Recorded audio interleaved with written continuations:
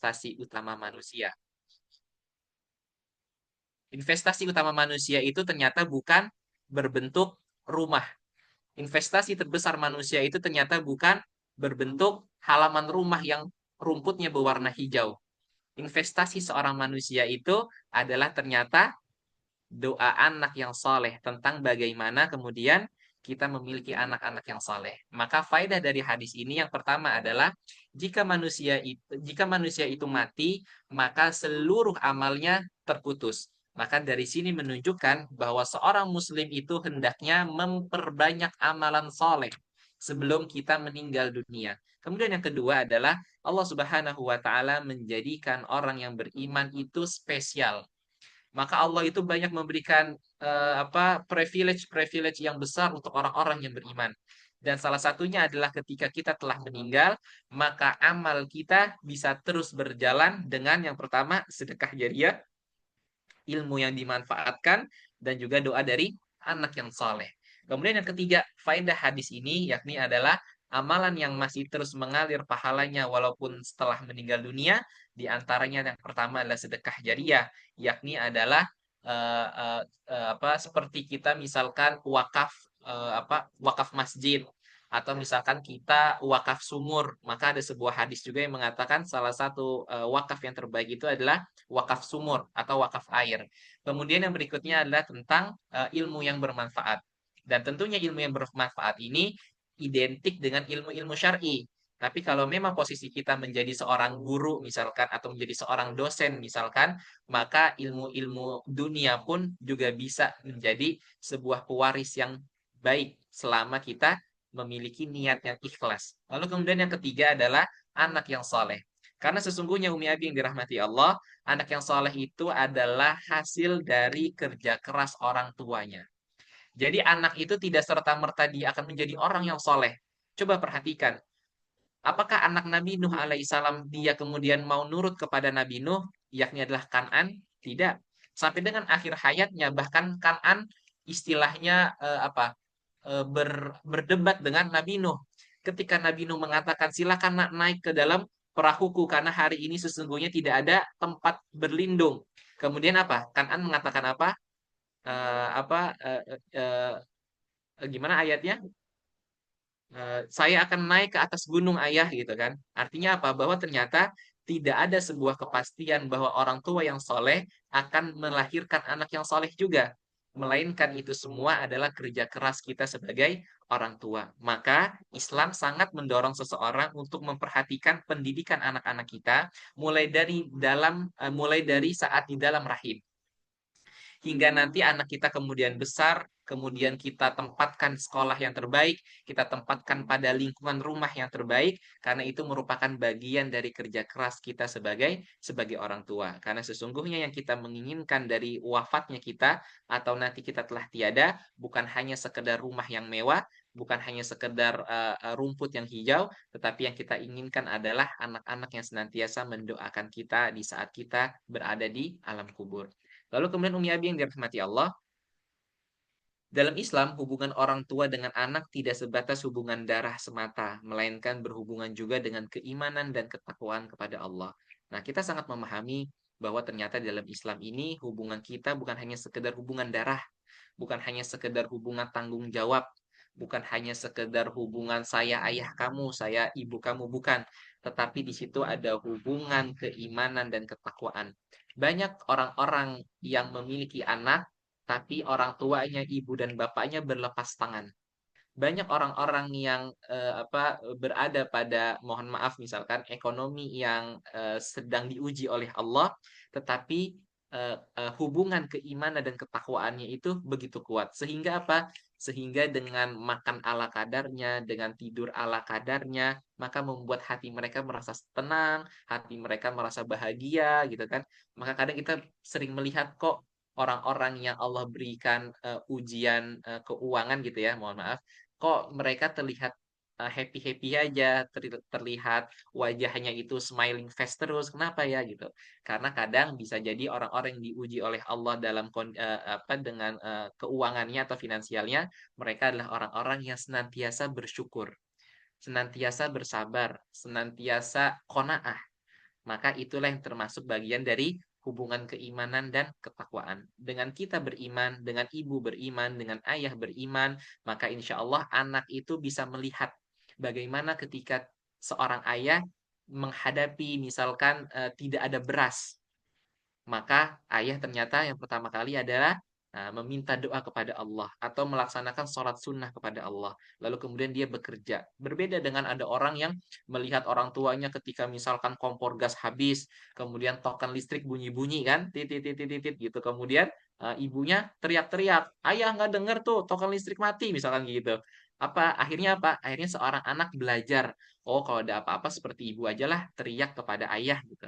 Nanti pasti akan selesai kok. Nah, ini hal-hal seperti ini yang ternyata bukan hanya sekedar hubungan darah, tapi juga bagaimana kita sebagai seorang ayah atau sebagai seorang ibu transfer of value, transfer kepada anak kita itu tentang sebuah nilai, yakni adalah keimanan dan ketakwaan. Maka dalam Islam sekali lagi yang harus kita tekankan bersama bahwa bukan hanya sebatas hubungan darah, tetapi bahwa ada hubungan keimanan dan ketakwaan yang itu semuanya ngeling kepada Allah Subhanahu wa taala. Nah, kemudian Bapak Ibu yang dirahmati Umi Abi yang dirahmati Allah, ada sebuah filosofi yang bisa menjadi sebuah perumpamaan atau menjadi sebuah pengingat untuk kita semua, filosofi kepala dan jantung. Allah Subhanahu wa taala mendesain fitrah kita berbeda. Ayah itu adalah kita analogikan kan? Alhamdulillah. Kita analogikan ayah itu adalah kepala, yang dimana kepala itu isinya adalah logika, isinya adalah berpikir, isinya adalah visi, isinya itu adalah bagaimana saya ke depannya, bagaimana saya mendidik anak ke depannya, mau disekolahkan di mana, kemudian bagaimana saya memberikan pemahaman Islam yang baik kepada istri saya, kepada keluarga saya, kepada mertua saya, dan lain sebagainya. Ini adalah sebuah visi. Lalu kemudian dari visi itu muncul sebuah keputusan-keputusan. Lalu dari keputusan itu nanti ada ketegasan, nanti ada keadilan, nanti ada kebijaksanaan, nanti ada keramahan dan lain sebagainya. Jadi ayah itu adalah sebuah kepala. Dan kita perhatikan, ibu itu adalah sebuah jantung, di mana jantung itu tidak bisa diberikan kerja yang ekstra. Kalau jantung diberikan kerja yang ekstra, maka dia pasti akan lewat. Nah, maka ibu itu identik dengan memiliki perasaan. Maka begitulah perempuan itu perasaannya lebih banyak dari laki-laki. Kemudian ibu itu memiliki sebuah kehangatan, memiliki pengasuhan yang luar biasa, memiliki kelembutan yang luar biasa. Maka kalau andai kata 4 poin ini secara umum ya, artinya bukan bukan sebuah kepakeman ya. Kalau dari 4 poin ini tidak ada pada diri kita sebagai seorang ibu, maka itu perlu untuk dipertanyakan. Sudahkah kita menjadi ibu yang benar atau sudahkah kita menjadi ibu yang sifatnya yang fungsinya seperti jantung? Maka kalau kita perhatikan, kalau jantung kemudian dipaksa berpikir keras sambil mengambil keputusan dan kemudian kepala itu dipaksa untuk berdenyut halus, maka tubuh akan sakit. Karena sifatnya jantung adalah untuk memompa dengan halus dan sifatnya kepala itu adalah untuk berpikir secara keras. Jadi jangan sampai ibu menjadi ibu menjadi kepala keluarga. Dalam arti kata kalau memang masih lengkap ya antara suami istri masih lengkap, jangan sampai kemudian peran ayah sebagai kowam itu melemah di hadapan anak-anak kita atau di hadapan keluarga kita. Maka sebagai seorang ayah atau sebagai seorang lelaki, kita harus mampu untuk memaksimalkan potensi yang Allah berikan kepada kita. Karena sesungguhnya Allah memberikan amanah besar di pundak kita, yakni adalah tentang gimana ku anfusakum wa ahlikum naro, tentang bagaimana kemudian kita bisa melindungi, bisa menjaga keluarga kita bukan hanya sekedar di dunia, tapi juga di akhirat yang kemudian nanti melindungi kita semua dari siksa api neraka. Nah, kemudian Umi Abi yang dirahmati Allah dan teman-teman sekalian, maka Ramadan ini adalah sebuah madrasah cinta, bukan arena drama. Yang namanya madrasah itu di dalamnya penuh dengan sukacita, penuh dengan kelembutan, penuh dengan nasihat. Maka Ramadan ini adalah sekolahnya cinta gitu istilahnya ya. Jadi Ramadan ini bukan arena drama-dramaan. Kalau drama itu sekarang yang lagi naik dracin, drama Cina. Biarkan itu milik Cina. Drakor sudah lewat. Drama kita adalah membangun madrasah cinta bersama bersama keluarga. Lalu kemudian yang pertama adalah memahami fase tumbuh kembang. Kita mulai memasuki materi tentang bagaimana kita mempersiapkan anak-anak kita menuju atau memperbaiki ibadahnya di bulan Ramadan. Yang pertama adalah memahami fase tumbuh kembang anak. Karena bagaimanapun juga anak kita itu adalah titipan dari Allah. Ada yang mengatakan bahwa anak kita itu adalah hidup kedua kita. Jadi misalkan ketika dulu kita kecil, kita mendapatkan pendidikan dari ibu kita itu dengan kekerasan, misalkan dulu ketika kita nakal, ibu kita langsung pakai rotan. Ketika kita nakal, kita disabet apa dipukul sama ayah kita pakai gesper, misalkan seperti itu. Nah, ketika kita telah menjadi orang tua dan kita telah memiliki anak, maka anak kita itu adalah hidup kedua kita. Jangan samakan apa yang kita alami dahulu tentang ketidakenakan ya tentunya ya, apa yang dialami kita dulu tentang ketidakenakan itu kemudian kita curah limpahkan kepada anak-anak kita sebagai sebuah dendam. Jangan. Karena itu tandanya adalah kita tidak amanah atas kesempatan yang telah Allah Subhanahu wa taala berikan kepada kita. Maka hadis yang diriwayatkan oleh Abu Dawud, muru auladakum bis salati wa hum abna'u sab'i sinina wadribuhum 'alaiha wa hum abna'u ashrin wa farriqu bainahum fil madaji'i. Perintahkan anak-anak kalian untuk sholat saat mereka berusia 7 tahun dan pukullah mereka saat mereka berusia 10 tahun, pisahkan tempat tidur di antara mereka. Maka hadis ini terkait dengan tahapan taklif. Hadis ini terkait dengan level tanggung jawab. Maka hadis ini menjelaskan kepada kita agar sebelum memulai memerintahkan anak-anak kita untuk sholat, maka kita harus mengajarkan mereka segala hal yang berkaitan dengan sholat, yakni adalah contohnya apa syarat sah sholat, apa rukun dari sholat, bagaimana kemudian berwudu, kemudian bagaimana kita menggunakan pakaian yang baik ketika beribadah menghadap Allah Subhanahu wa taala. Maka dalam kitab Aunul Ma'bud syarah hadis Abu Daud dikatakan bahwa perintah ini sebenarnya dibebankan kepada orang tua. Nah, kadang kita sering mendengar hadis ini ya, Umi Abi yang dirahmati Allah, tentang anak itu pokoknya dipukul aja. Kalau dia nggak mau sholat dipukul, akhirnya sampai nggak mau makan dipukul, nggak mau belajar dipukul. Jadi kita menggeneralisasikan hadis ini gitu ya. Padahal sebenarnya menurut apa namanya Abu Dawud atau para ulama lainnya bahwa sebenarnya hadis ini berkaitan tentang bagaimana orang tua mendidik dirinya sendiri untuk apa? Yakni adalah mengajarkan kepada anak-anak kita mulai dari A sampai Z tentang arti dari sholat. Maka di sini perhatikan, Rasulullah mengatakan saat mereka berusia 7 tahun. Lalu kemudian berikutnya adalah pada usia 10 tahun. Artinya apa? Artinya ada tahapan-tahapan yang harus diselesaikan oleh orang tua, oleh kita sebelum nanti anak-anak kita dilepas dalam arti kata mereka telah menanggung pahala dan dosanya sendiri atau dalam masa usia baliknya. Maka Bapak Ibu, maka Umi Abi yang dirahmati Allah, pada hadis ini sekali lagi para ulama menekankan bukan hanya sekedar untuk kepada anak-anak kita, melainkan adalah untuk diri kita sendiri. Sebab pintu pertama anak-anak kita bisa mengenal sholat adalah melalui bimbingan dan arahan kita para orang tua. Jadi jangan salahkan mereka kalau mereka ke masjid kemudian kerjaannya lari-larian. Jangan salahkan mereka, jangan malah marahkan mereka kalau mereka sholat tidak berwudu terlebih dahulu. Karena bisa jadi kita melupakan tanggung jawab kita sebagai seorang ayah atau sebagai seorang ibu. Artinya bahwa dalam beribadah ada tahapan-tahapan child growth development, yakni adalah tumbuh kembang seorang anak yang memang harus dilalui secara secara level. Karena kita tidak bisa membebankan suatu pelajaran kepada anak itu langsung lengkap. Misalkan ketika anak diajarkan untuk berwudu terlebih dahulu, kemudian tiba-tiba diajarkan doa kunut.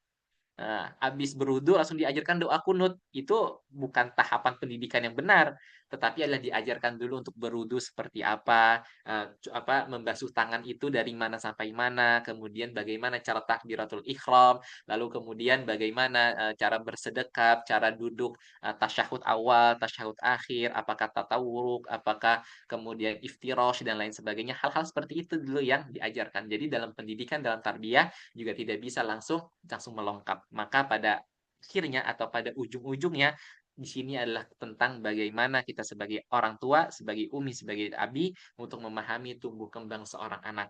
Karena sejatinya anak-anak kita itu memiliki karakter yang berbeda.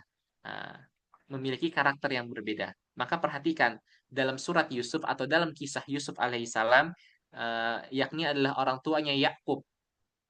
Beliau memiliki 12 anak yang semuanya Nabi Yakub ini mengetahui karakter anak-anaknya. Maka itulah salah satunya, salah satu tadabbur dari surat Yusuf itu adalah tentang bagaimana seorang ayah atau seorang ibu memahami seluruh karakter anak-anaknya. Meskipun anak kita satu, anak kita dua, anak kita tiga, anak kita empat, mereka semua memiliki karakternya masing-masing. Maka pahami karakter mereka, jangan generalisasikan pendidikan yang sama. Oh, dulu waktu anak saya yang pertama, saya ajarkan seperti ini, dia mau kok, dia nurut kok. Tapi belum tentu nanti anak kita yang keempat, kemudian kita menggunakan metode yang sama dengan anak kita yang pertama, itu akan relate. Karena bisa jadi perkembangan zaman sudah semakin canggih dan lain sebagainya. Maka Islam mengajarkan kita untuk tentang bagaimana juga memperhatikan metode dalam pendidikan. Nah, kemudian Umi Abi yang dirahmati Allah, maka tadabbur hadis tadi adalah yang pertama, hukum ibadah bagi anak adalah ketika ia telah balik. Jadi segala macam taklif syariat, beban syariat itu ditujukan kepada anak-anak yang telah balik. Balik itu bukan hanya sekedar balik, tapi dia adalah akil. Jadi disebutnya sebagai akil balik. Akil balik itu adalah ketika apa namanya fungsi otaknya telah berfungsi untuk bisa membedakan ini benar, ini baik, ini salah, ini hak, ini batil, maka itu telah tertuliskan bahwa anak itu telah memiliki beban. Tapi selama anak itu belum balik, belum akil balik, maka sifatnya adalah tarbiyah. Sifatnya adalah pendidikan yang penuh dengan tarik dan ulur. Yang kedua adalah untuk anak yang sudah tamyiz. Tamyiz ini adalah menuju akil balik yang dimana dia sudah mampu untuk membedakan. Antara 7 sampai 10 tahun ke atas mulai bisa berpikir atau membedakan, maka disunahkan untuk melakukan ibadah. Maka disinilah tadi hadis dari Rasulullah SAW untuk pada usia golden age ini kita mampu mengajarkan kebaikan-kebaikan kepada anak-anak kita. Lalu kemudian yang ketiga adalah diperbolehkan memberikan reward kepada anak-anak yang sudah mampu untuk melaksanakan ibadah. Sebagaimana tadi dalam hadis tersebut, kita boleh untuk memberikan sebuah peringatan yakni berupa pukulan kecil. Begitupun ketika anak-anak kita telah berhasil mengerjakan ibadah, maka kita boleh untuk memberi reward. Oh iya, maaf. Tadi ada satu yang tertinggal yang perlu dibahas terkait dengan pukullah mereka saat mereka berusia 10 tahun. Nah, maksud pukul di sini bukanlah pukul dengan penuh rasa emosi ya, bukan pukul dengan rotan, bukan pukul dengan gesper gitu, bukan. Tetapi adalah pukulnya dengan kelembutan. Dan para ulama menjelaskan yang dimaksud dipukul itu adalah di bagian kaki atau di bagian yang tidak terasa sakit atau di bagian yang dagingnya tebel. Misalkan kayak di telapak tangan kita atau kemudian kayak di telapak kaki. Pokoknya di mana yang kira-kira posisinya tidak menyakitkan anak.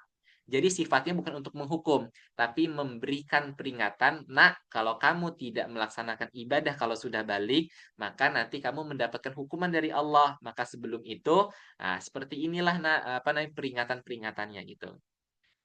Kemudian kita masuk lagi ke berikutnya.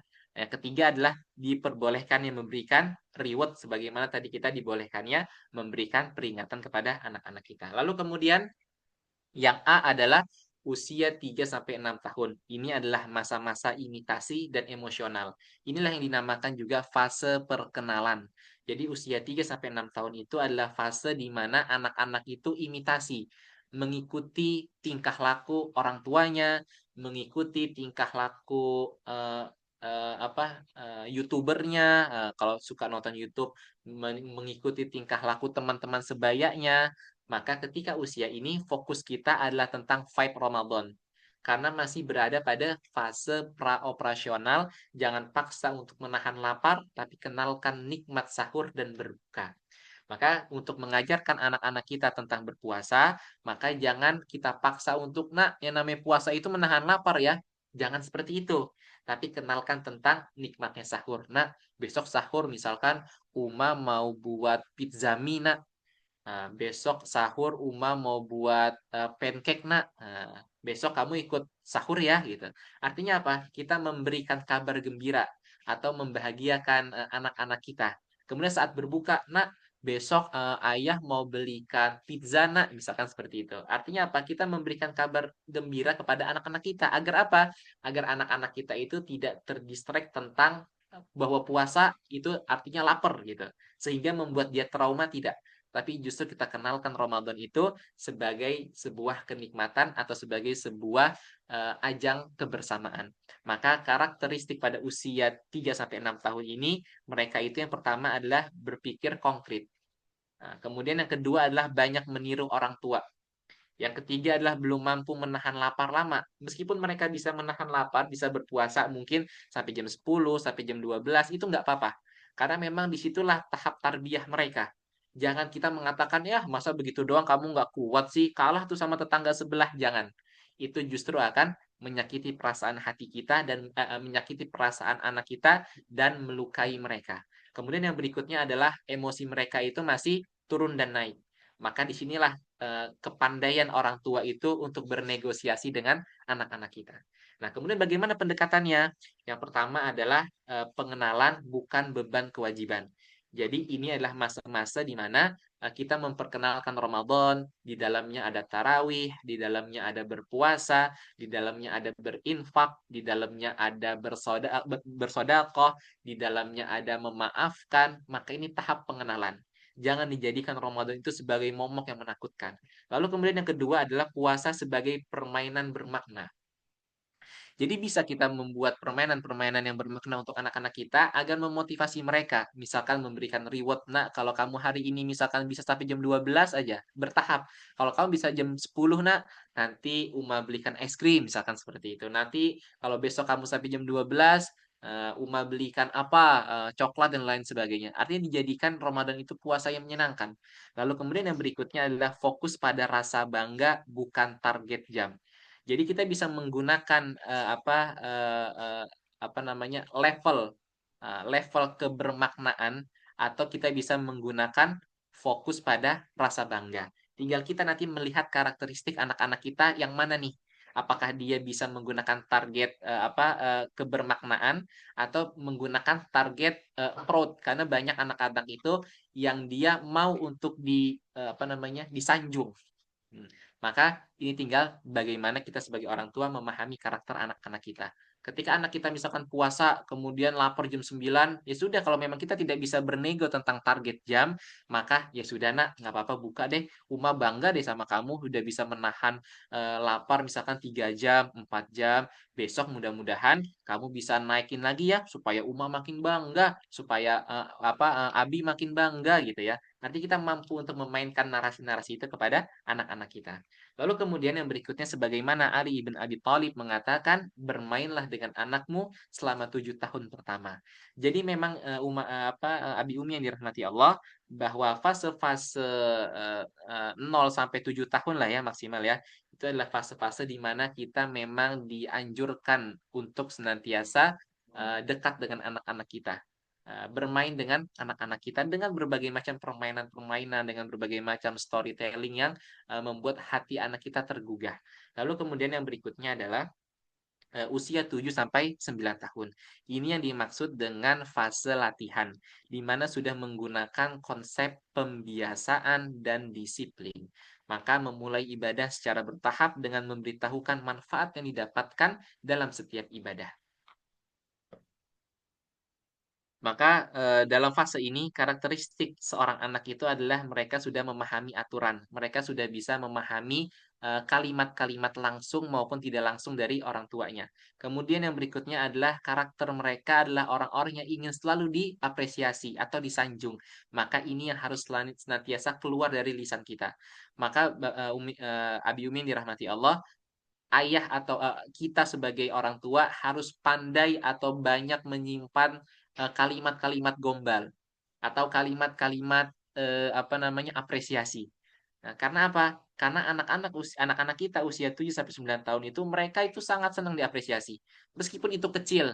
Misalkan ketika kita pulang kerja, anak kita, "Abi, Abi, tadi aku di sekolah sudah bisa membantu teman aku yang tadi jatuh, aku sudah bisa membantunya. Maka kemudian kita jangan malah, kenapa dia bisa jatuh? Jangan. Tapi artinya, Masya Allah, Alhamdulillah, kamu sudah mau peduli terhadap teman ya anaknya, dan lain sebagainya. Artinya kalimat-kalimat sanjungan apresiasi itu yang harus senantiasa kita berikan kepada anak-anak kita. Lalu kemudian yang berikutnya, anak-anak kita itu sudah bisa menahan lapar agak lama sedikit. Maka ini mulai kita naikkan targetnya. Lalu kemudian pendekatan yang pertama adalah pembiasaan bertahap, mulai naikkan ritme ibadah. Yang tadinya misalkan sholat tarawih itu di masjidnya masih bolong-bolong, maka kita ajak anak kita untuk sholat tarawih di masjid mulai rutin. Meskipun tarawih itu adalah sunnah, tetapi adalah mendapatkan pahala yang besar bila dilakukan berjamaah di masjid. Maka inilah kita mulai memberikan pengertian tentang fadha'il. Fadha'il itu keutamaan-keutamaan dari setiap ibadah. Kemudian yang kedua adalah membuat yang realistis dan fleksibel. Nah, artinya adalah bahwa kita bisa membuat target yang realistis. Nah, agar anak-anak kita itu semakin bersemangat dalam melaksanakan ibadahnya. Maka kata Abu Hurairah radhiyallahu an, beliau mengatakan bahwa Rasulullah Shallallahu alaihi wasallam pernah bahwa Rasulullah Shallallahu alaihi wasallam itu suatu ketika pernah pernah mencium cucunya Hasan dan Husain. Lalu ini ada salah satu reward dari sebuah target. Kemudian Rasulullah SAW mencium cucunya Hasan dan Husain yang ternyata di situ ada salah seorang sahabat yang namanya Aqra bin Habib At-Tamami. Dalam keadaan duduk, lalu kemudian Aqra itu melihat Rasulullah mencium cucunya, lalu kemudian dia mengatakan, ya Rasulullah, sesungguhnya aku memiliki 10 orang anak yang tidak ada di antara mereka itu aku menciumnya. Kemudian Rasulullah Shallallahu Alaihi Wasallam melihat sahabat Aqra ini, lalu Rasulullah bersabda, "Man la yarham la yurham." Barang siapa yang tidak menyayangi, maka ia tidak disayangi. Nah, makna dari hadis ini adalah bahwa ketika kita sebagai orang tua ingin mendapatkan kasih sayang anak-anak kita, atau ketika kita ingin mendapatkan hati anak kita, karena biasanya kalau kita di rumah yang punya pembantu ya, anak-anak kita biasanya malah dekat ke pembantu. Ketika sama kita malah nggak mau, malah nangis. Nah, maka cara untuk mendapatkan hatinya adalah barang siapa yang ingin disayangi oleh seseorang, maka dimulai dari diri kita yang menyayangi. Maka dengan kita sudah memiliki sifat kasih sayang itu, kemudian kita berharap anak kita juga memberikan kasih sayang kepada kita, sehingga dia mau untuk kita atur, untuk kita bina, untuk kita berikan pengarahan dan lain sebagainya. Lalu kemudian yang ketiga adalah usia 10 sampai 12 tahun, ini adalah fase-fasenya internalisasi nilai dan tanggung jawab. Yang ini kemudian menjadi sebuah fase pemantapan. Maka fase-fase ini adalah di mana usia-usia menjelang akil balik. Nah, di mana fisik itu sudah mulai tumbuh kedewasaannya. Yang karakteristik yang pertama adalah sudah bisa berpikir secara sebab akibat. Yang kedua adalah sensitif terhadap keadilan. Biasanya di sinilah kalau ada ketidakadilan, mereka itu langsung orang yang paling dulu untuk bersuara. Nah, kemarin Ade dapetnya segini, kok aku sekarang dapetnya segini? Ya. Kemarin waktu mama ngasih anak tetangga, kok enak, kok sekarang aku dikasihnya seperti ini gitu. Artinya anak-anak kita sudah bisa protes kepada kita tentang sebuah ketidakadilan. Ini adalah karakteristiknya. Maka kemudian yang ketiga muncul perasaan ingin dihargai sebagai orang dewasa. Berapa banyak mungkin Umi Abi yang telah melalui membersamai anandanya pada usia 10 sampai 12 ke atas, mereka sudah mau dianggap dewasa dalam tanda kutip ya. Mereka sudah tidak mau lagi dicium tuh di depan teman-temannya, kemudian dielus-elus kepalanya misalkan di sekolah, itu mereka udah ada rasa gengsi di hatinya. Mereka ingin dianggap sebagai sebuah partner, sebagai sebuah teman yang bisa diajak diskusi, yang bisa dimintai bantuan dan lain sebagainya. Kemudian yang berikutnya adalah tentang pendekatannya. Bagaimana pendekatan kepada anak-anak usia ini? Maka yang pertama tentunya adalah dialog yang realistis atau dialog disertakan dengan perumpamaan-perumpamaan. Karena biasanya anak-anak itu kan pikirannya itu kan masih bertahap ya, Maka dengan kita memberikan sebuah perumpamaan, dan ini salah satu metode pendidikan dari Rasulullah itu adalah memberikan sebuah perumpamaan-perumpamaan yang itu kemudian bisa dicerna oleh anak-anak kita. Kemudian yang berikutnya adalah beritahukan tentang makna puasa atau tentang nilai-nilai yang sifatnya itu apa namanya deep, kayak empati, kayak rasa sabar, kayak muraqabah dan lain sebagainya. Nah, Umi Abi yang dirahmati Allah, ada sebuah pesan dari Imam Al-Ghazali dalam kitab Ihya Ulumuddinnya, anak adalah amanah. Hatinya masih bersih, apa yang ditanamkan sejak kecil akan tumbuh.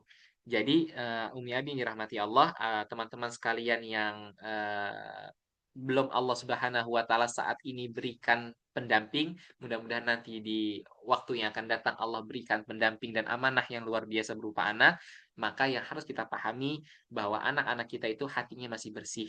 Bagaikan kita menanam di tanah yang subur. Apa yang kita tanam pasti akan tumbuh. Maka begitulah anak-anak kita. Maka seorang anak itu akan tumbuh sesuai dengan benih yang ditanam dalam jiwanya. Jika ia diajarkan keimanan sejak kecil, maka hatinya akan dipenuhi dengan cahaya dan langkahnya akan selalu dalam kebaikan. Tapi kalau anak-anak kita dari kecilnya selalu melihat orang tuanya selalu berantem, ngelihat teman-temannya atau ngelihat film-filmnya tentang film berantem dan lain sebagainya, maka dikhawatirkan mereka tumbuh menjadi orang-orang yang tidak sesuai dengan fitrahnya. Lalu kemudian poin yang kedua tentang psikologi Islam dalam mendampingi puasa anak. Yang pertama yang harus kita pahami adalah bahwa puasa melatih atau mengelola jiwa, bukan untuk menyiksa jasad. Jadi puasa itu sejatinya adalah untuk mengelola nafas, mengelola jiwa kita, bukan untuk menyiksa jasad.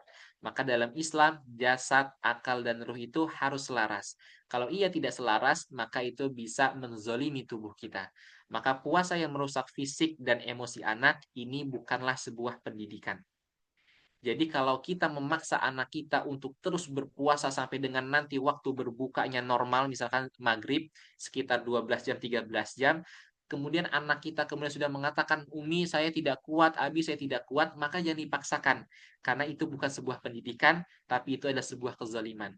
Sebagaimana kaidah dalam fikih itu, la dororo wa la diror, yakni adalah tidak boleh membahayakan diri sendiri dan juga tidak boleh membahayakan orang lain. Maka yang harus kita pergunakan adalah sebuah kelembutan, arifki. Dalam mengajarkan anak kita, kita harus mengutamakan harus mengutamakan atau mengoptimalkan tentang sebuah kelembutan. Karena sesungguhnya Allah Maha Lembut dan mencintai kelembutan dalam segala hal.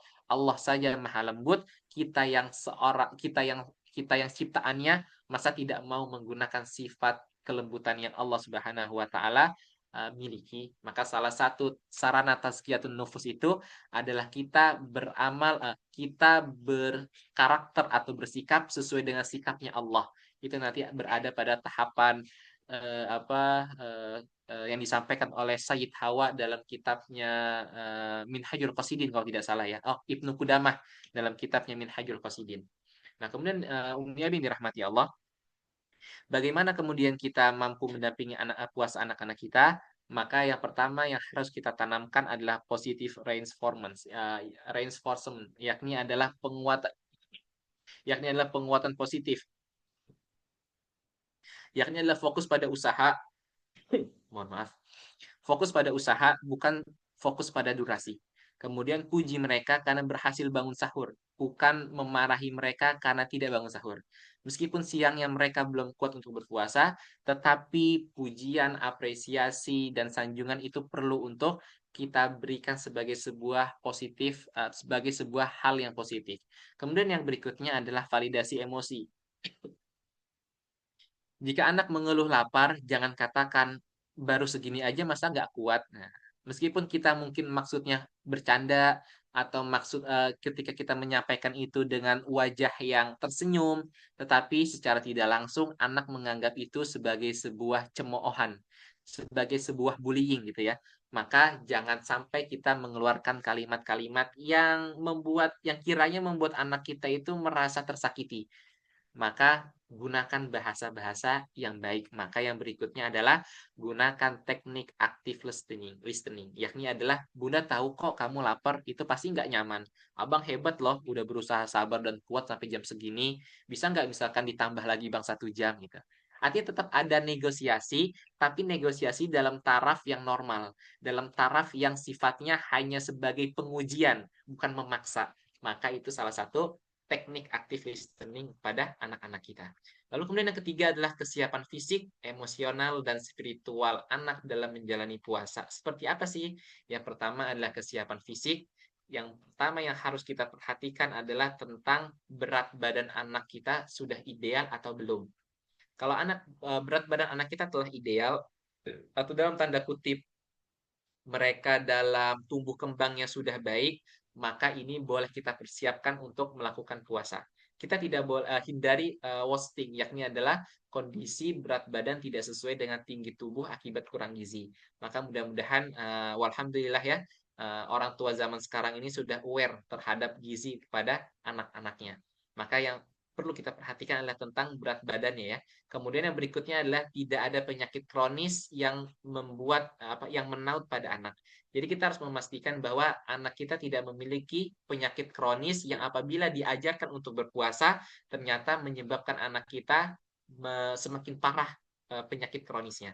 Lalu kemudian yang ketiga adalah pastikan bahwa menu makan kita MBG. Seru nih kalau menu makan kita MBG. Yakni apa? Makan berkah dan bergizi. Maksudnya adalah makanannya seimbang antara gizinya. Jadi jangan anak itu dibanyakin karbonya. Misalkan makan mie pakai nasi kan gitu biasanya ya orang Indonesia ya. Makan mie pakai nasi campur telur gitu. Kemudian minumnya yang manis-manis gitu. Jangan, pastikan makanannya bergizi. Sebagaimana hadis yang disampaikan oleh Rasulullah Shallallahu Alaihi Wasallam, mahalatan fathuluthu li ta'amihi wa thuluthuhu li syarabihi wa thuluthu li nafsihi. Maka sepertiga untuk makanan, sepertiga untuk minumnya, dan sepertiga untuk nafasnya. Jadi Rasulullah Shallallahu Alaihi Wasallam itu ketika makan ia membagi tiga, yakni adalah sepertiga untuk makannya, kemudian sepertiga untuk minumnya, dan sepertiga untuk nafasnya. Maka inilah kita connect dengan sebuah kalimat yang makanlah ketika lapar dan juga berhentilah ketika kenyang. Ini juga merupakan bagian dari kita membagi perut kita dalam 3 partisi. Kemudian yang berikutnya adalah kesiapan emosional.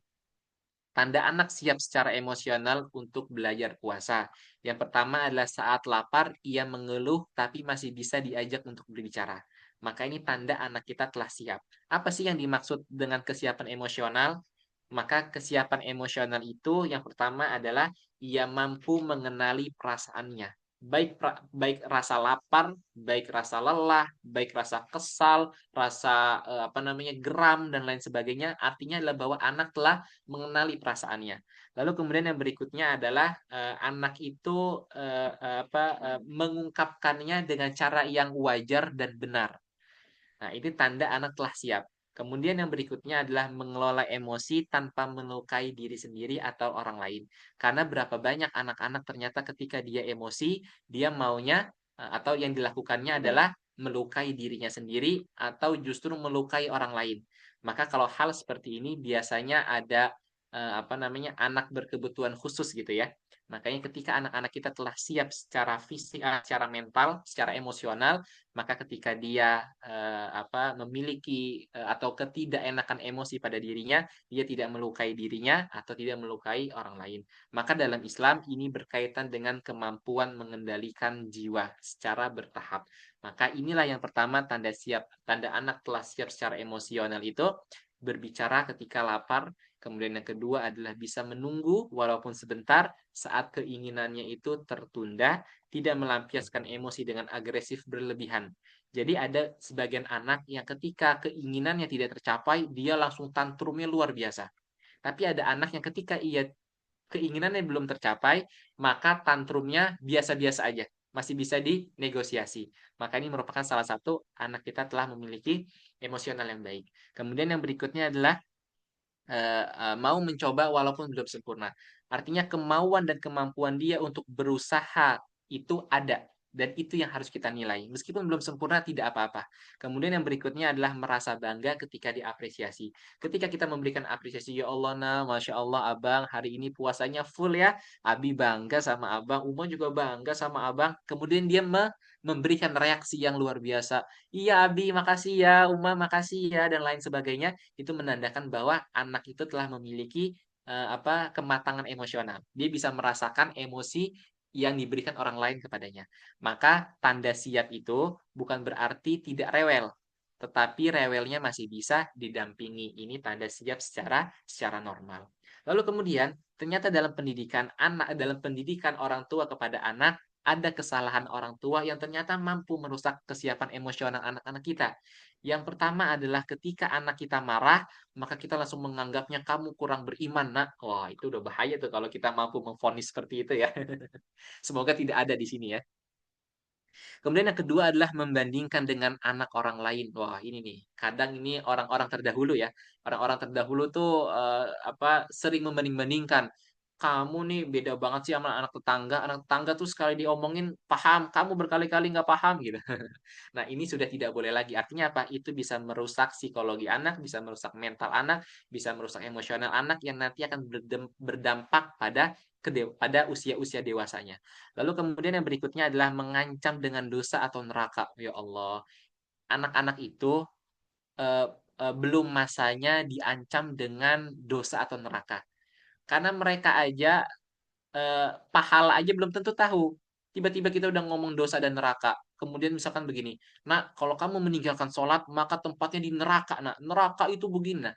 Itu terlalu gulu, terlalu berlebih-lebihan. Maka ketika kita memberikan pendidikan kepada anak, jangan langsung hal yang di finalnya, tapi kita harus ada step by stepnya dulu gitu ya. Maka dalam tarbiyah anak itu, jangan dibiasakan dalam memberikan punishment berupa ketakutan-ketakutan tentang sebuah dosa, tentang sebuah neraka. Itu belum fasenya, itu belum masanya. Nanti ada masanya di mana kita bisa memperkenalkan dosa atau neraka terhadap ibadah-ibadah yang ditinggalkannya. Kemudian yang berikutnya adalah memaksa puasa demi gengsi keluarga. Nah, kadang biasanya ibu-ibu yang biasanya suka ngerumpi gitu ya. Jeng jeng, anak kamu bulan ini puasanya lancar atau bolong berapa kali gitu kan. Artinya apa? Artinya puasa anak itu dijadikan sebuah kebanggaan keluarga. Jangan, karena itu juga menyalahi kodrat. Nah, jadi justru kita senantiasa mengapresiasi internal kita, yakni adalah mengapresiasi anak-anak kita. Urusan orang lain itu adalah urusan mereka, tidak ada sangkut pautnya dengan anak-anak kita. Maka jangan memaksa puasa demi gengsi keluarga. Kemudian yang berikutnya adalah tidak mengakui emosi anak atau mengabaikan keluhan anak. Ini kadang yang suka terabaikan oleh kita. Ketika anak kita mengadukan sesuatu hal, maka kita masih mengatakan, nggak apa-apa nak, itu wajar. Kita juga perlu untuk berdialog. Kenapa bisa seperti itu, Bang? Kenapa kamu seperti ini, Bang? Artinya ada sebuah komunikasi di sana. Karena dalam berkeluarga, hal utama itu adalah komunikasi. Dan itu yang diajarkan oleh Rasulullah SAW. Maka Imam An-Nawawi mengatakan, tujuan syariat adalah mendatangkan maslahat dan menolak mafsadat. Jadi Allah Subhanahu wa taala menurunkan syariat, menurunkan Ramadan, menurunkan Al-Qur'an, menurunkan perintah puasa, menurunkan perintah salat, itu semua adalah untuk mendatangkan kebaikan, bukan untuk mendatangkan sebuah keburukan. Kemudian yang berikutnya yang keempat adalah strategi praktis berpuasa tanpa paksaan. Ini sekali lagi Umi Abi yang dirahmati Allah, ini bukan sebuah kurikulum yang pakem ya. Artinya adalah sebuah kurikulum yang masih bisa untuk diimprovisasi.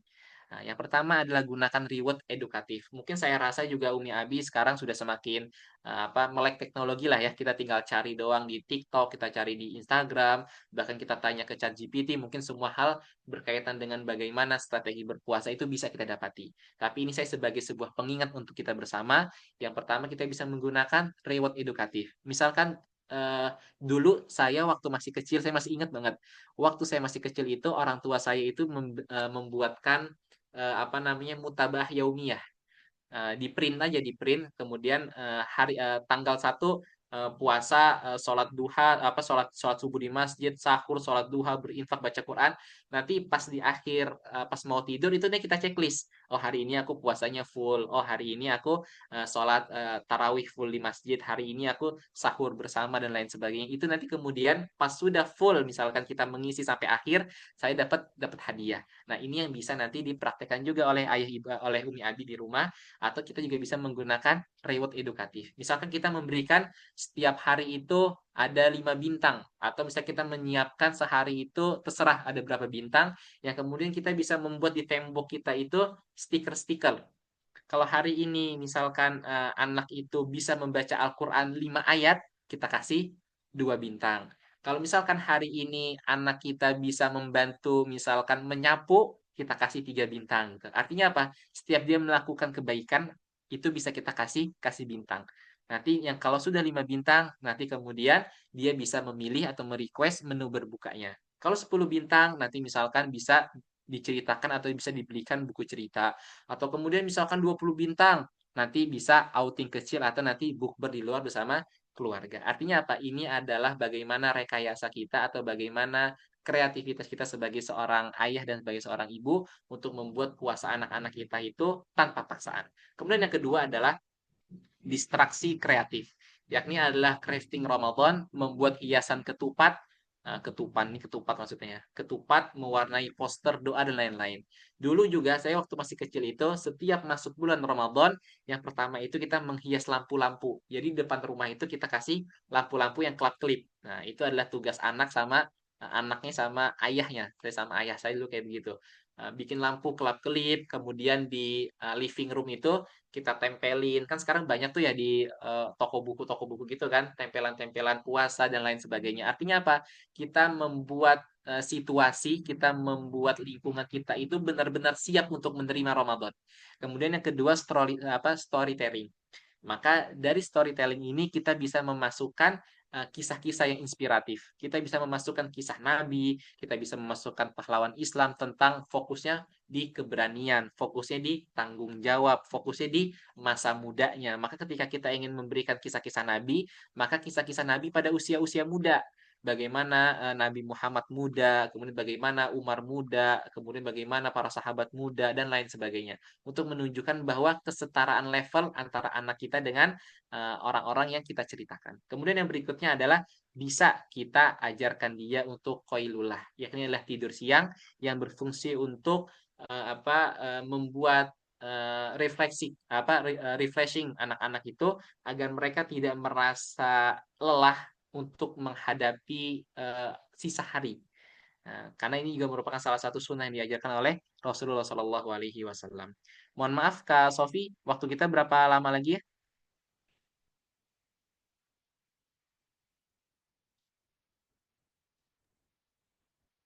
Iya, Kak. Mohon maaf, waktu kita berapa lama lagi Kak Sofi? Eh, sebenarnya kita sekitar 15 menit. Gimana? Sekitar 15 menit. 15 menit lagi. Oke, ini tinggal 5. Saya percepat aja berarti slide-nya ya. Iya. Oke. Yang terakhir adalah yang poin kelima adalah Ramadan pengalaman penuh makna. Tadi kita sudah berbicara tentang bagaimana strategi praktisnya, maka ini tambahan lah ya, tambahan untuk bagaimana kemudian kita membuat Ramadan anak-anak kita penuh makna. Tadi yang pertama adalah kita bisa memberikan reward system. Kita memberikan apresiasi, memberikan penghargaan kepada anak-anak kita sekecil apapun. Maka itulah ada sebuah pesan dari Umar ibn Khattab, catatlah atau berilah apresiasi kepada anak-anakmu dalam keberhasilannya. Dan lupakan atau jangan ditulis keburukan anak-anakmu. Artinya apa? Bahwa kalau anak-anak kita membuat suatu prestasi, maka catatlah atau ingat-ingatlah sehingga apa? Ketika nanti anak-anak kita merasa futur, anak-anak kita merasa lemah, kita bisa memberikan motivasi. Nak, dulu kamu pernah loh seperti ini. Ayo, coba bagaimana caranya kamu bisa kembali seperti ini lagi. Nah, artinya begitu. Maksud dari Umar ibn Khattab adalah bahwa ketika ada keberhasilan atau kebaikan kepada anak-anak kita, maka ingat-ingatlah atau catatlah dan berikan mereka apresiasi. Lalu kemudian yang berikutnya adalah aktivitas kesiapan. Bila anak mulai merasa tidak kuat, coba ajak anak-anak kita untuk melakukan aktivitas ringan untuk mengalihkan rasa laparnya. Meskipun ini tidak bisa berfungsi kepada semua anak-anak, tapi setidaknya adalah ini bisa kita coba untuk memulai kepada anak-anak kita.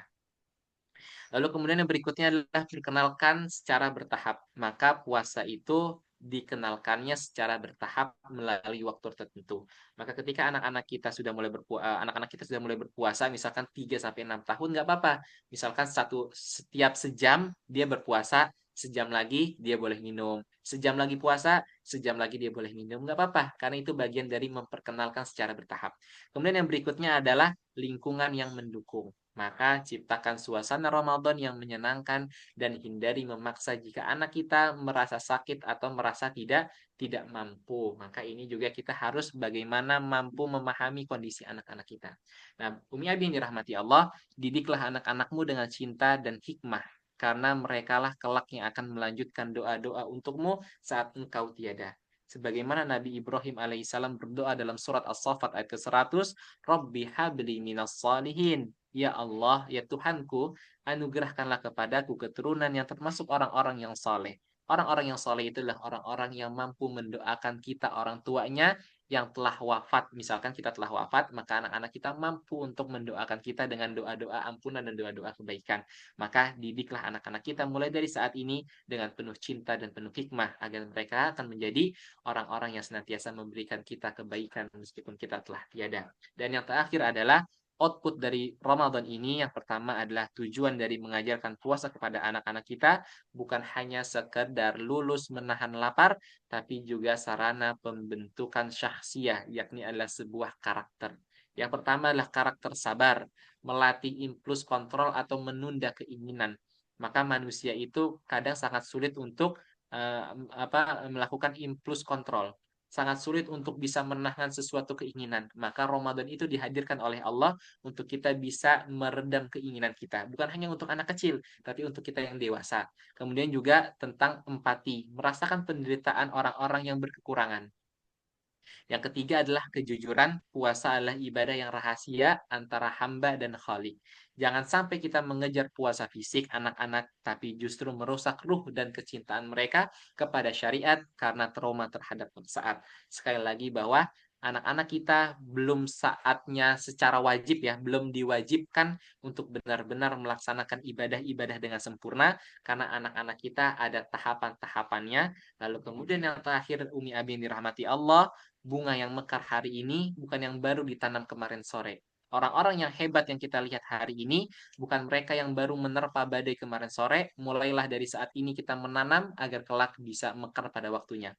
Artinya mungkin saat ini kita melihat orang-orang yang soleh, misalkan kayak Ustadz Adi Hidayat, kayak misalkan Ustadz Abdul Somad, kita melihat dia sekarang menjadi bunga yang mekar, menjadi bunga yang begitu wangi, yang semerbak. Tetapi yang harus kita pahami, orang tua dari Ustadz Adi Hidayat, orang tua dari Ustadz Umar Mita, orang tua dari Ustadz Abdul Somad, itu bukan orang-orang yang baru menanam atau mengajarkan anaknya kemarin sore, bukan. Tapi itu sejak puluhan tahun yang lalu, di mana kalau kita mendengarkan kisah orang tuanya Ustadz Umar Mita, Ustadz Adi Hidayat, Ustadz Abdul Somad itu menggetarkan jiwa kita.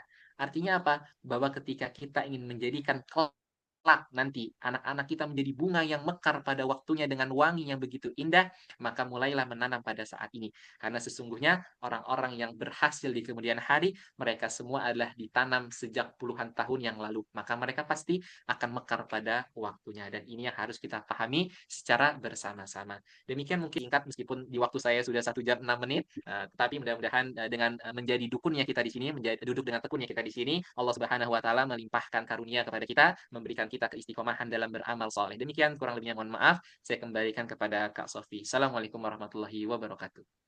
Waalaikumsalam warahmatullahi wabarakatuh. Terima kasih Ustadz Faik. Jadi seperti itu ya, Abi Umi sekalian. Tadi sudah disampaikan. Jadi sebenarnya investasi yang paling penting itu ya doa anak soleh. Jadi bagaimana kita bisa em, Iya nih siapa kamu? Oh masuk.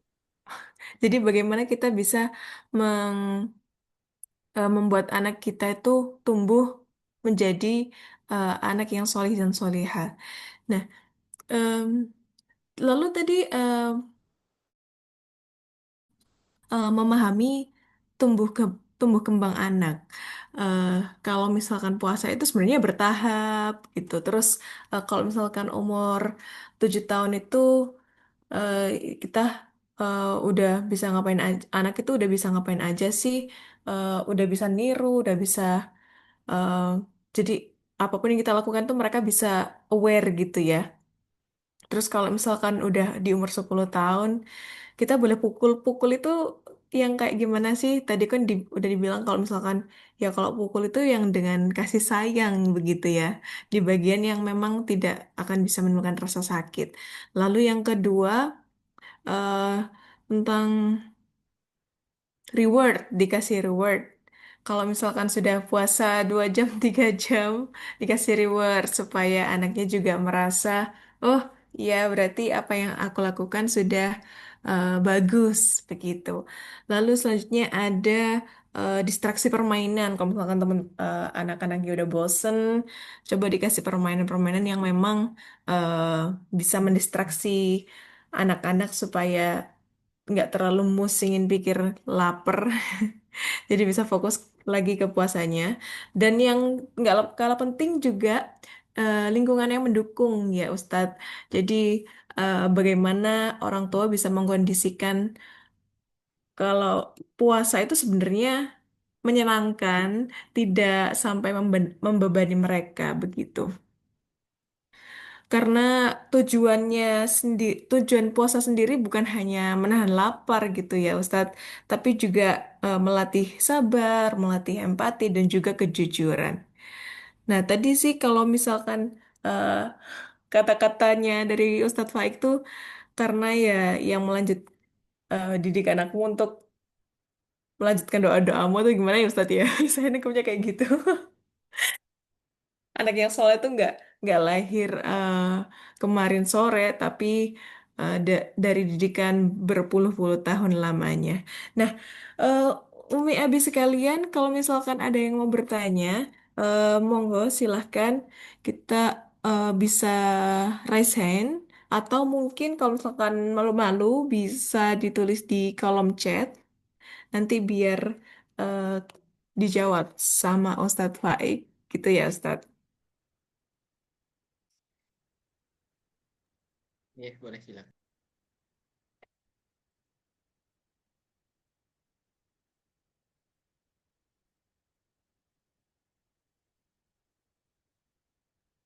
Oke Ustadz, sebenarnya kami sudah mengumpulkan ini beberapa pertanyaan yang kemarin sudah masuk ke Google Form kami. Oke, saya bacakan aja ya Ustadz. Jadi ada salah Boleh. satunya gini. eh Sebenarnya di usia dini anak itu lebih mudah untuk meniru daripada memahami konsep. Nah, sebenarnya contoh konkret apa sih yang bisa dilakukan orang tua agar anak itu bisa menangkap makna Ramadan lewat pengalaman sehari-hari. Jadi kadang tuh kita sebagai orang, kalau saya nih, sama ponakan saya, kenapa ngapain sih kok kita puasa? Saya juga jujur masih bingung gitu ya. Ya gimana ya jelasinnya? Coba Ustadz, gimana sih caranya supaya kita itu bisa menjelaskan ke mereka gitu, makna Ramadan tuh buat apa gitu. Berarti pertanyaannya adalah, Contoh konkret yang bisa dilakuin orang tua. Jadi biar anak-anak itu bisa menangkap makna Ramadan. Ramadan tuh ngapain, buat apa gitu. ya, baik, terima kasih. Memang kalau tadi yang sudah kita sampaikan bersama ya, bahwa eh, tahap tumbuh kembang akal seorang anak itu kan tidak langsung 100% gitu kan kemampuannya. Ketika usia 3 tahun dia langsung bisa membahas kalkulus gitu kan. Tidak mungkin, artinya ada tahapnya. Maka dalam menjelaskan tentang sebuah ibadah itu adalah dengan cara yang pertama adalah mengikut sertakan mereka dalam ibadah tersebut.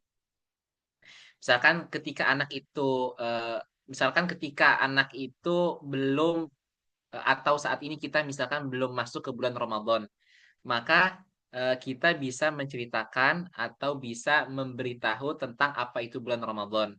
Agar apa? Agar ketika nanti masuk bulan Ramadan, anak kita itu telah siap. Maka yang pertama adalah mengenalkan secara lisan terlebih dahulu untuk membuat anak-anak kita paham.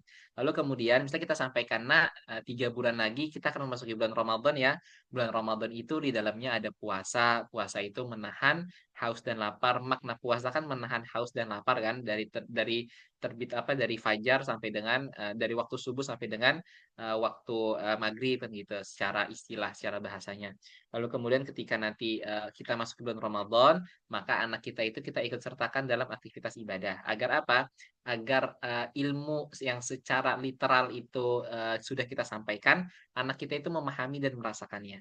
Nah, lalu kemudian setelah itu baru setelah kita melewati atau berada pada fase ritual ibadah tersebut, maka kita sampaikan bahwa nak puasa ini yang pertama adalah sebagai tapi ini kembali kepada tumbuh kembang anak ya. Ini kira-kira ketika sudah berusia 7 sampai 10 tahun ya. Nah, puasa itu kata Rasulullah adalah sebagai penghapus dosa. Kan setiap manusia itu kan memiliki dosa, tidak ada yang apa bersih dari dosa atau tidak ada yang sempurna. Makanya puasa itu Allah Subhanahu wa taala berikan kepada kita untuk sarana penghapusan dosa. Misalkan anak-anak anak kecil itu kan biasanya dia sudah mengenal kalimat hutang ya. Nah, karena apa anak-anak kompleks saya ini dia sekarang ini lagi zamannya main kartu dan main kartu anak-anak yang gambar-gambar robot gitu loh. Dan saya sering mendengar mereka tuh, yaudah nanti gue ngutang satu ya, gue ngutang dua. Nah itu usia 10 tahunan. Artinya anak-anak usia 10 tahun sudah paham tentang hutang piutang gitu ya. Nah, kita bisa menyampaikan, nah, misalkan kamu punya hutang sama teman kamu nih. Nah, kemudian tiba-tiba teman kamu bilang, ya udah, mulai hari ini hutang kamu lunas ya. Nah, kira-kira perasaan kamu gimana, nak? Seneng atau enggak, nak? Wah, seneng banget ya. Nah, seperti itulah, nah, Ramadan itu Allah hadirkan kepada kita itu untuk menghilangkan dosa-dosa yang ada pada diri kita, untuk menghilangkan kesalahan pada diri kita gitu. Makanya cara metode yang tadi saya sampaikan adalah dengan perumpamaan. Itu kan perumpamaan kan? Perumpamaan yang nanti akan dikorelasikan tentang ibadah. Sehingga apa? Sehingga pemaknaan ibadah Ramadan atau ibadah-ibadah yang lainnya itu anak-anak kita bisa menangkapnya dengan baik. Karena kalau kita tidak menggunakan perumpamaan, kadang anak kita itu susah untuk menangkap. Jangan anak-anak kita yang kecil. Kita aja kadang kalau tidak menggunakan perumpamaan aja, kadang sulit untuk menangkap sebuah pelajaran atau menangkap sebuah ilmu dan lain sebagainya. Wallahu alam, semoga bisa menjawab. Ya, Ustadz, bener ya. Eh, Rada-rada susah gitu ya. Jadi sebagai orang tua itu kita juga harus harus sering-sering cari ide gimana ya, apa yang bisa nyampe ke pikirannya mereka gitu ya, Ustadz. Nah, ini ada lagi Ustadz yang masuk ke chat saya. Eh, Gimana caranya jelasin secara bijak tanpa membuat anak merasa terpaksa atau tertekan untuk berpuasa? Kayak ketika dia bertanya, temanku loh belum puasa, kenapa kok aku harus puasa? Gitu. Gimana Ustaz? Iya. Eh, Tadi artinya adalah balik kepada kemampuan orang tua untuk bisa berkata-kata ya. Makanya sebelum kita siap menjadi orang tua, kita harus menyiapkan literasi kita yang banyak. Nah, karena kalau nggak kayak gitu, kadang anak-anak kita itu berkata yang tidak pernah kita pikirkan. Mungkin kita kalau menjadi guru pernah kali ya merasakan anak didik kita tiba-tiba menanyakan sesuatu hal yang kita sama sekali tidak pernah terfikirkan gitu loh. Nah, kalau hal-hal semacam itu ya memang artinya adalah kita harus memberikan penjelasan meskipun memang apakah penjelasan kita itu bisa dicerna oleh anak kita atau tidak, yaitu adalah tentang nanti bagaimana kembali kepada kemampuan orang tua itu dalam memberikan pemahaman kepada anak-anak. Sebenarnya sama sih tadi pertanyaan ini sebenarnya juga bisa dijawab dengan jawaban saya yang pertama tadi yang disampaikan oleh Kak Sofi. Mungkin begitu, Kak. Baik, terima kasih Ustaz. Nah, ini eh, ada lagi nih tentang sholat tarawih. Nah, kadang itu ada yang memang tarawih memang karena diminta orang tuanya ikut gitu ya. Tadi juga Ustadz kan menyampaikan kalau ya sudah diikutkan saja. Kita mengaji ya diajak, kita ini juga diajak. Nah, tapi bagaimana cara mengenalkan sholat tarawih atau tadarus supaya ini terasa menyenangkan untuk eh, anak-anak gitu. Karena terkadang kalau misalkan saya lihat sendiri di masjid itu, mereka tuh nggak nyaman gitu, Ustadz. Eh, saya sejauh ini sih kalau misalkan saya lihat itu eh, kayak kayaknya nggak menarik gitu sholat itu buat mereka itu. Jadi mereka tuh kalau misalkan malah ketemu teman yang sebayanya gitu, malah mereka ya rame sendiri kayak gitu. Saya sebenarnya kita harus ngapain? Kadang itu kalau misalnya mereka malah rame sendiri, kita kan justru juga merasa nggak enak sama jemaah yang lain gitu, Ustaz. Ya, baik. Yang pertama tadi terkait dengan materi yang sudah saya sampaikan terkait dengan lingkungan. Jadi, pendidikan anak itu bukan serta-merta 100% kemampuan kita orang tua itu juga tidak. Tetapi di situ ada peran lingkungan. Jadi ketika kita ingin mendidik anak-anak kita, maka kita juga harus mencari lingkungan yang baik.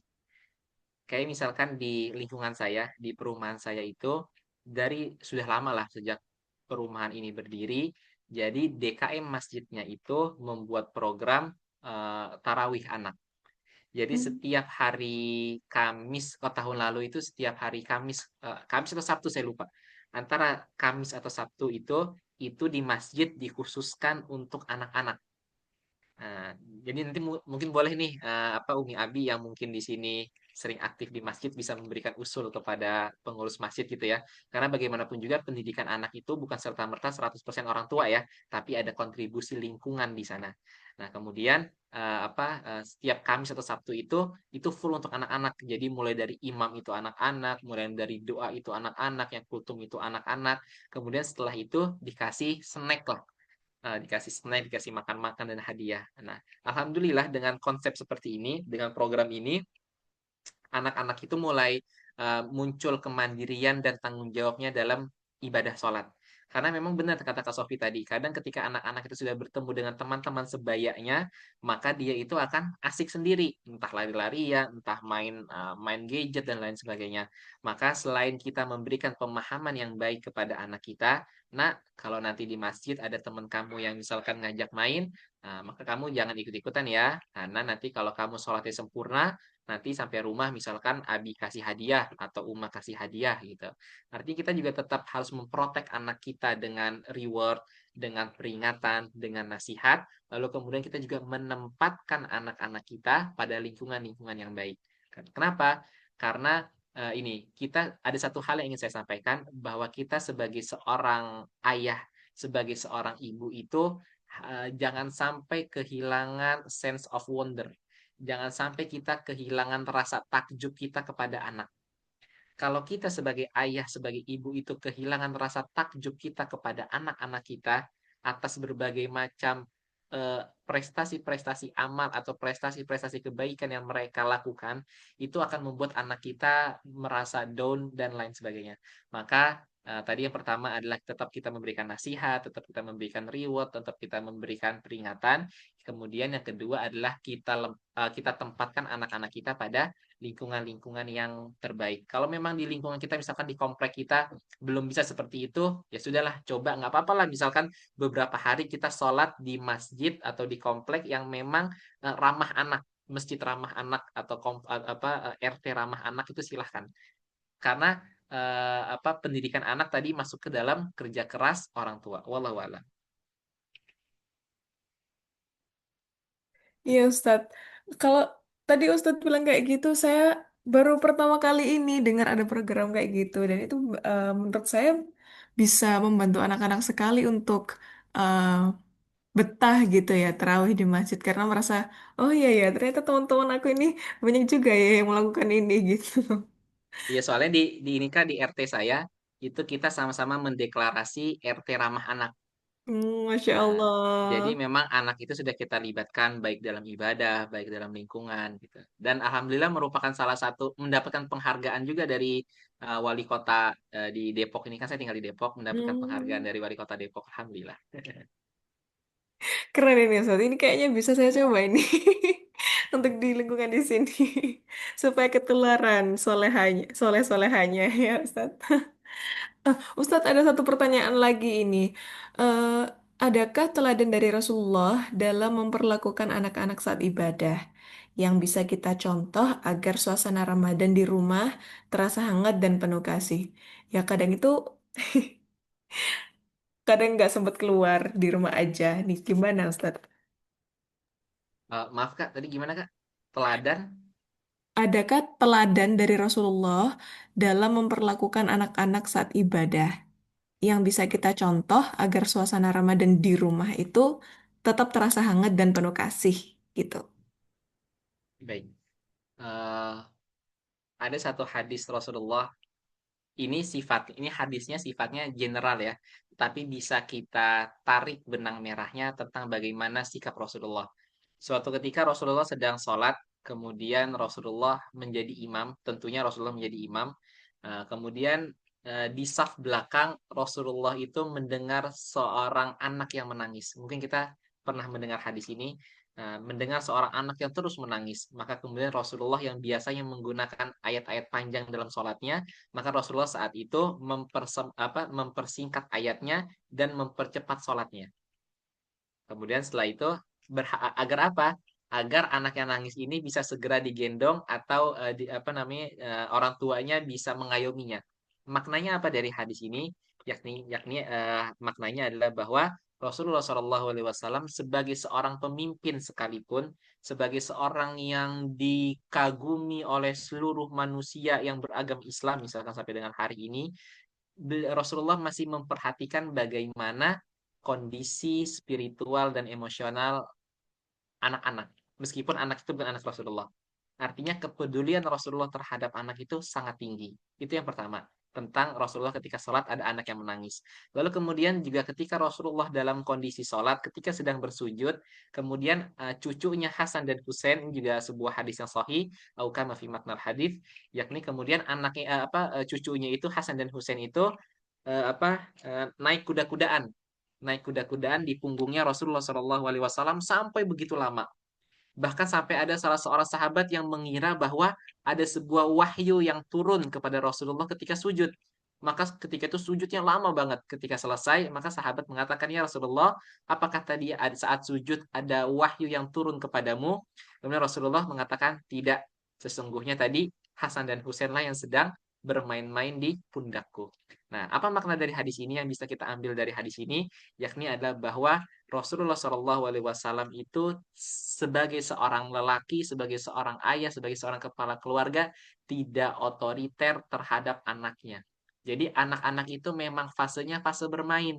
Jadi ketika kita ingin memberikan pemaknaan Ramadan yang baik atau pemaknaan ibadah-ibadah yang lain baik kepada anak-anak kita, maka di situ perlu yang namanya kebijaksanaan. Yang pertama adalah kebijaksanaan. Yang kedua adalah tentang sebuah keadilan. Keadilan tentang usianya. Oh, anak saya usianya masih kecil segini. Ya sudahlah, nggak apa-apa, saya toleransi gitu. Pertama tadi kebijaksanaan, kedua adalah tentang sebuah keadilan, dan yang ketiga adalah tentang sebuah kasih sayang. Maka dengan tiga konsep ini, mudah-mudahan kita bisa memberikan kenyamanan kepada anak-anak kita dalam beribadah. Bukan hanya sekedar ibadah Ramadan, tapi juga tentang ibadah sholat, tentang membaca Al-Quran. Karena jangan sampai ibadah itu justru menakutkan anak-anak kita. Dengan cara misalkan, nak, kamu ini udah ayah kasih tahu berkali-kali suruh sholat ke masjid, kok masih main aja sih? Gitu. Jadi jangan setiap memulai menyuruh ibadah itu dimulai dengan marah-marah. Misalkan anak kita masih belum fasih membaca huruf ain, ain, gitu. Sampai kita berkali-kali sampai mukul meja dan lain sebagainya. Jangan sampai. Maka disitulah butuh kebijaksanaan, butuh kemudian keadilan melihat usia anak kita, dan butuh kasih sayang dalam keluarga, dalam memberikan pemahaman ibadah yang baik. Mungkin demikian Kak, wallahu a'lam. Ya, jazakumullah khairan, Kak Ustadz Faik. Eh, boleh ini dong Ustadz kasih closing statement untuk Umi Abi di sini dan calon Umi Abi. Kasih closing Baik. statement. Nah, baik untuk secara umum lah ya, secara umum adalah Allah Subhanahu wa taala memberikan kita kesempatan untuk hidup, dan kesempatan untuk hidup itu adalah secara umumnya adalah secara khususnya adalah untuk beribadah kepada Allah, sebagaimana Allah mengatakan, wa ma khalaqtul jinna wal insa illa liya'budun. Tidaklah aku ciptakan jin dan manusia melainkan untuk beribadah. Jadi eh, visi atau misi utama kita sebagai seorang hamba adalah untuk beribadah kepada Allah. Dan sarana ibadah itu ada banyak. Sarana ibadah itu adalah dengan cara menikah. maka kita yang sudah menikah, maka itulah bagian dari ibadah. Dan ibadah itu adalah sarananya adalah dalam pendidikan anak. Ketika kita telah memiliki anak, maka sejatinya kita sedang beribadah kepada Allah, beribadah menjalankan amanah, beribadah menjalankan tanggung jawab, dan sejatinya kita-kita yang masih belum Allah berikan kesempatan untuk menikah saat ini, nah, itu juga sejatinya adalah sebagai sebuah ibadah dalam rasa sabar.